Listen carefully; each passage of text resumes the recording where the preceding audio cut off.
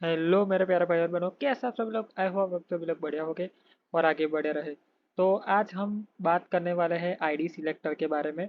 Previous video में हमने element selector के बारे में देखा था, तो आज हम आईडी सिलेक्टर के बारे में बात करने वाले हैं। तो सबसे पहले तो जान लेते हैं कि आईडी सिलेक्टर आखिर क्या होता है। तो एलिमेंट सिलेक्टर और यूनिवर्सल सिलेक्टर में देखा कि जब भी हमें एक साथ सारी चीज़ों के ऊपर सीएसएस अप्लाई करनी हो, या तो फिर एक एलिमेंट मीन्स के H1, तो सारे के सारे H1 के ऊपर सीएसएस को अप्लाई करना हो तो हम कैसे कर सकते हैं। और यूनिवर्सल सिलेक्टर की मदद से हमने सीखा कि हमें वेब पेज के पूरे सारे एलिमेंट के ऊपर एक साथ सीएसएस अप्लाई करनी हो तो वो हम कैसे कर सकते हैं। तो आज हम देखने वाले हैं आईडी सिलेक्टर को। तो आईडी सिलेक्टर बेसिकली हमें सपोज कि हमारे वेब पेज के ऊपर 3-4 H1 है।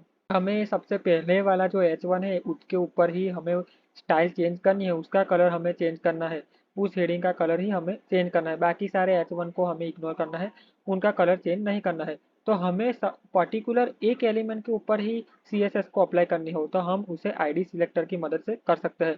मैं आपको एक सिंपल सा एग्जांपल दूंगा। आपके क्लास में सपोज दो राहुल नाम के लड़के हैं और उन दोनों की सरनेम भी सेम है। तो आप अगर आपके टीचर को और कोई एक राहुल को बुलाना हो, सपोज ये पहले वाले राहुल को बुलाना हो, तो किस प्रकार से बुलाएंगे? वो तो चिल्लाएंगे कि राहुल, तो दोनों राहुल खड़े हो जाएंगे। पर उनके लिए उन अलग रोल नंबर दिया गया है। पहले राहुल का रोल नंबर है 11 और दूसरे राहुल का रोल नंबर है 23। तो अगर पहले राहुल को बुलाना हो तो 11 रोल नंबर से बुलाएंगे और दूसरे राहुल को बुलाना हो तो 23 रोल नंबर से बुलाएंगे। तो कुछ इस प्रकार हमारे वेब पेज में भी काफ़ी सारे एलिमेंट होते हैं। सपोज कि हमें पहले वाले H1 को कॉल करना है, उसके ऊपर ही सीएसएस को अप्लाई करनी हो तो हमें उसे एक पर्टिकुलर अलग आईडी देनी पड़ेगी। तो ये आईडी बेसिकली हमारे वेब पेज के अंदर एक रोल नंबर का काम करती है।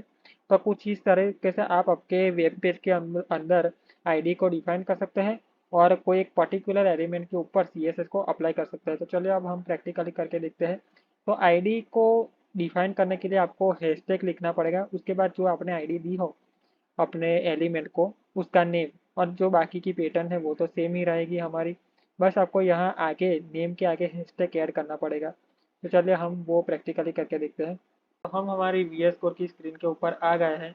तो आपको पता ही हमने एक वेब पेज को तैयार किया है पूरा का। सिंपल ही है, आप खुद से भी कर ही सकते हैं। तो सबसे पहले हमारे पास यहाँ पे बटन है और उन बटन पे हमने आईडी दी है लॉगिन और साइन अप। हमने आईडी के बारे में प्रीवियसली फॉर्म में भी पढ़ा था। जब भी हम फॉर्म के कुछ एलिमेंट इनपुट एलिमेंट्स को डिफाइन करते थे तो हम उसे एक आईडी देते थे यूनिक। तो इसके बारे में हमने थोड़ा बहुत डिस्कस किया हो, अगर आपने हमारे प्रीवियस वीडियो को देखा हो तो। तो सबसे पहले तो हमारे पास यहाँ पे एक लॉगिन और साइन अप का बटन है और उन बटन के ऊपर हमने आईडी दी है लॉगिन और साइन अप। हम आईडी भी इस नेम से रिलेटेड ही देंगे क्योंकि हमें पता चल सके कि हमें किसके ऊपर सीएसएस को अप्लाई करना है। हमारे पास यहाँ पे बाकी भी बटन है, ये अपवोट और आंसर करके भी बटन है। इसके अंदर हमने क्लास दिया है, क्लास हम हमारे नेक्स्ट वीडियो में पढ़ने वाले हैं। तो यहाँ पे हमारा क्लास दिया है। तो सबसे पहले तो हम इस लॉगिन और साइन अप के ऊपर थोड़ी सीएसएस को अप्लाई करते हैं। तो इसके लिए हमें लिखना पड़ेगा हैशटैग, उसके बाद लॉगिन और यहाँ पे कर्ली ब्रैकेट। उसके हम कलर इसका कर देंगे, सपोज हम यहाँ पे ब्राउन रख लेते हैं और उसका बैकग्राउंड कलर हम कर देते हैं एलाइंस ब्लू लॉगिन का। उसके बाद साइन अप का भी हम सीएसएस अप्लाई कर देते हैं। तो यहाँ पे हैशटैग लिखते हैं, उसके बाद साइन अप उसके बाद हमारा कर्ली ब्रैकेट, उसके अंदर हम कलर दे देते हैं। सपोज यहाँ पे हम देते हैं ब्लू और उसका बैकग्राउंड कलर हम दे देते हैं ब्लैक। तो हमने ये कुछ सीएसएस अप्लाई किए हैं हमारे एलिमेंट के ऊपर। चलिए अब आउटपुट देखते हैं हम।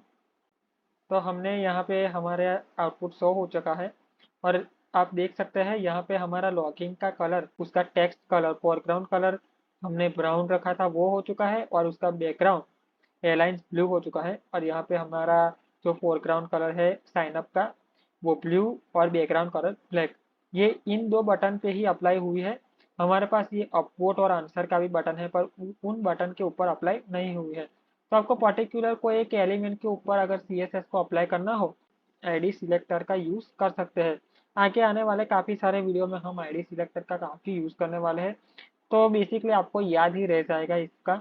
तो आपको अच्छा लगा हो वीडियो तो लाइक ज़रूर कर दीजिएगा। आई होप आपको इस वीडियो में पूरा आईडी सिलेक्टर हमारे डिटेल में समझ में आ गया होगा।